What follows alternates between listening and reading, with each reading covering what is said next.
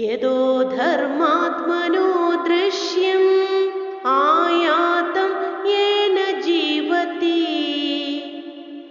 യസ്മിൻ വിലയമാപ്നോതി തസ്മാത് സർവം തദാത്മകം. ധർമ്മത്തിൻ്റെ സ്വരൂപം പറയാണ്. എന്താണ് ധർമ്മം? യതഃ ധർമാത്മന, യാതൊരു ധർമ്മസ്വരൂപത്തിൽ നിന്ന് ദൃശ്യം കാണപ്പെടുന്നത്, ആയാതം വന്നിട്ടുള്ളത്, യേന യാതൊന്നിനാൽ ആണോ ജീവതി ജീവിക്കുന്നത്, യസ്മിൻ യാതൊന്നിലാണോ വിലയമാപ്നോതി ലയിക്കുന്നത്, തസ്മാത് അതുകൊണ്ട് സർവം എല്ലാം തദാത്മകം ഭവതി തത്സ്വരൂപമായിട്ട് ധർമ്മസ്വരൂപമായിട്ട് ഭവിക്കുന്നു. ഗുരു പറയുന്നു, ധർമ്മത്തിൽ നിന്നാണ് ഈ പ്രപഞ്ചം ഉണ്ടായിട്ടുള്ളത്. വൈദിക ഋഷിമാര് ധർമ്മം എന്ന വാക്കിന് പകരം ഉപയോഗിച്ചിട്ടുള്ളത് ഋതം എന്നാണ്. ഋതം. ഈ പ്രപഞ്ചത്തിന് ഒരു നിയമമുണ്ടെങ്കിൽ അത് ഋതം ആണ്. ആ ഋതം ആണ് പിന്നീട് ധർമ്മമായിട്ട് മാറിയിട്ടുള്ളത്. വൈദിക ഋഷിമാർ പറഞ്ഞ ഋതം അത് അറിയണമെങ്കിൽ നമുക്ക് ഈ പ്രപഞ്ചഗതിയൊന്ന് നിരീക്ഷിച്ചു നോക്കിയാൽ മതി. നമുക്ക് ഒരു വർഷം ശ്രദ്ധയോടെ ഈ പ്രപഞ്ചത്തെ നിരീക്ഷിച്ചു കഴിഞ്ഞാൽ അറിയാം നമ്മുടെ ചുറ്റുപാടും നടക്കുന്ന ചലനങ്ങൾ. മഞ്ഞുകാലം മാറിയിട്ട് വേനൽക്കാലം വരികയാണ്. കഴിഞ്ഞ വർഷവും മഞ്ഞുകാലം ഉണ്ടായിരുന്നു വേനൽക്കാലത്തിന് മുമ്പായിട്ട്. വേനൽക്കാലം ആവുന്നതോടുകൂടി നമുക്ക് കശിമാവുകളൊക്കെ പൂത്തു തുടങ്ങിയിട്ടുണ്ട്. ഞാവൽ മരങ്ങൾ കൂടി മാങ്ങ ഉണ്ടാകുന്ന സമയമാണ്, ഞാവൽ പഴങ്ങൾ ഉണ്ടാകുന്ന സമയമാണ്. അടുത്ത വർഷം ഇതേ സമയത്ത് തന്നെ സംഭവിക്കും. ഈ മാവിന് എങ്ങനെയാണ് ഈ ഋതുക്കളെ അറിയുന്നത്? മാവിൻ്റെ ഉള്ളിൽ ഋതം എന്ന ഒരു ചാക്രികമായ നിയമം ഇരിക്കുന്നുണ്ട്.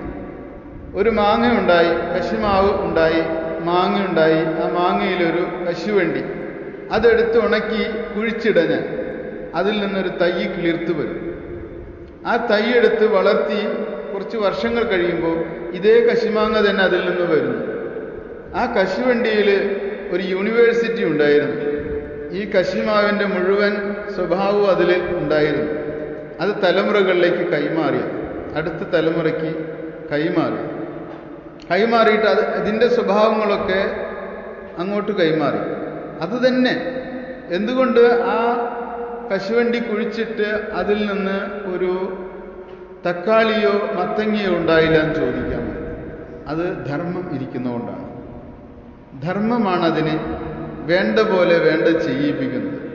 കശുവണ്ടിയിൽ നിന്ന് ആ കശുമാവിനെ തന്നെ സൃഷ്ടിക്കുന്നു. അത് ധർമ്മമാണ്. ഈ ധർമ്മം എല്ലായിടത്തും പ്രവർത്തിക്കുന്നുണ്ട്. തോന്നിയതുപോലെയല്ല ഈ പ്രപഞ്ചം. അതിനൊരു നിയമമുണ്ട്. 24 മണിക്കൂർ ഒരു ദിവസം. നമുക്കതൊരു 30 മണിക്കൂറായെന്ന് പറഞ്ഞാൽ മൊത്തം ആകുന്നില്ല. അതിൻ്റെ കാരണം എന്താ? ഒരു നിയമമുണ്ട് അതിനൊക്കെ, അതിൻ്റെ പിന്നിൽ. ഇപ്പോൾ നമ്മുടെ സൂര്യൻ്റെ ഊഷ്മാവ് ഇവിടെ നമുക്ക് 35 ഡിഗ്രി 36 ഡിഗ്രി ഒക്കെ ചൂടുണ്ട്. നമ്മുടെ ഇവിടെ ഒരിക്കലും അതൊരു 45-50 ആകുമ്പോഴേക്കും നമുക്ക് സഹിക്കാൻ പറ്റുന്നില്ല. വടക്കേ ഇന്ത്യയിൽ 45 ഒക്കെ വരെ പോകുന്നുണ്ട്. പക്ഷെ കേരളത്തിൽ 45 ഡിഗ്രി വരുമ്പോൾ ഇവിടുത്തെ ഹ്യൂമിഡിറ്റിയും കൂടി കൂടുമ്പോൾ ഇവിടെയുള്ള മനുഷ്യർ മരിച്ചു പോകും. ഒരിക്കലും അത് കൂടുന്നില്ല, കൂടിക്കൊണ്ട് വരുന്നുണ്ടെങ്കിൽ. അപ്പം അവിടെ ഒരു ധർമ്മമുണ്ട്, അവിടെ ഒരു നിയമമുണ്ട്. എന്തിനേയും ഒരു നിയമത്തിൻ്റെ ആ താളത്തിലേക്ക് നിർത്തുന്ന ഒരു ഘടകം. ഇത് നമ്മൾ അറിയണം. എല്ലായിടത്തും ഉണ്ട്. ഇതല്ല, ഈശ്വരനാണ് ആ നിയമത്തിൻ്റെ നിയന്താവായിട്ടിരിക്കുന്നത്. ആ കൺട്രോളർ ഈശ്വരനാണ്. ഈശ്വരനെ ധർമ്മം എന്ന് പറയും. ഈശ്വരൻ്റെ ധർമ്മശക്തിയിലാണ് ഈ പ്രപഞ്ചം നിലനിൽക്കുന്നത്. അതുകൊണ്ട് ഈ കാണപ്പെടുന്ന ദൃശ്യങ്ങളെല്ലാം ഉണ്ടായിട്ടുള്ള ധർമ്മത്തിൽ നിന്നാണ്. ധർമ്മമില്ലാതെ ഒന്നിനും ജനിക്കാൻ കഴിയില്ല. ധർമാത്മനഃ ദൃശ്യം ആയാതം വന്നിട്ടുള്ളത്. ധർമ്മം കാരണമാണ് എല്ലാം ജീവിക്കുന്നത്.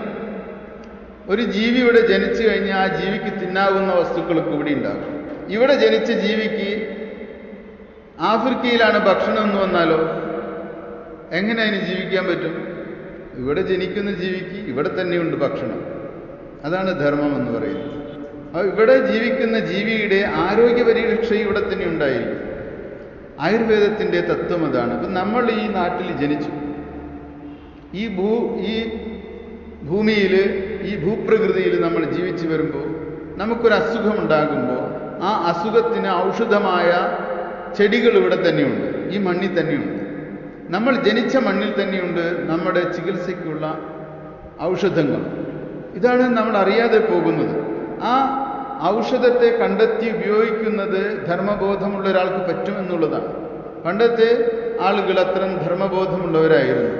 നിങ്ങളുടെ മുത്തശ്ശിമാരോ ഒക്കെ ആയിരുന്നെങ്കിൽ നിങ്ങൾക്കൊരു വയറുവേദന വന്നു കഴിഞ്ഞാൽ, പനി വന്നു കഴിഞ്ഞാൽ, ഛർദി വന്നു കഴിഞ്ഞാൽ, വയറിളക്കം വന്നു കഴിഞ്ഞാൽ മുറ്റത്ത് നിന്ന് നിങ്ങൾ ആ മരുന്ന് കണ്ടെത്തും. അതൊക്കെ നിങ്ങൾ മറന്നുപോയി കാണും. പക്ഷേ നിങ്ങളുടെ വീട്ടിലെ പട്ടി മറക്കില്ല. ആ പട്ടിക്ക് വയറുവേദന വന്ന ആ പട്ടി പറമ്പിലേക്ക് നടക്കും. എന്നിട്ട് ഏതെങ്കിലും ഒരു ചെടിയെ മണപ്പിച്ച് അവസാനം അത് പോയിട്ട് കടിച്ചു തിന്നത്. പൂച്ചയാണെങ്കിലും അങ്ങനെ ചെയ്യും. അതിൻ്റെ പൂർവിക സ്മരണകളിൽ അതിരിക്കുന്നുണ്ട്. അതിൻ്റെ ഗന്ധമൊക്കെ ആ ചെടികളുടെ സ്റ്റോർ ചെയ്യപ്പെട്ടിട്ടുണ്ട്. അത് ധർമ്മത്തെക്കുറിച്ചാണ് പറയുന്നത്.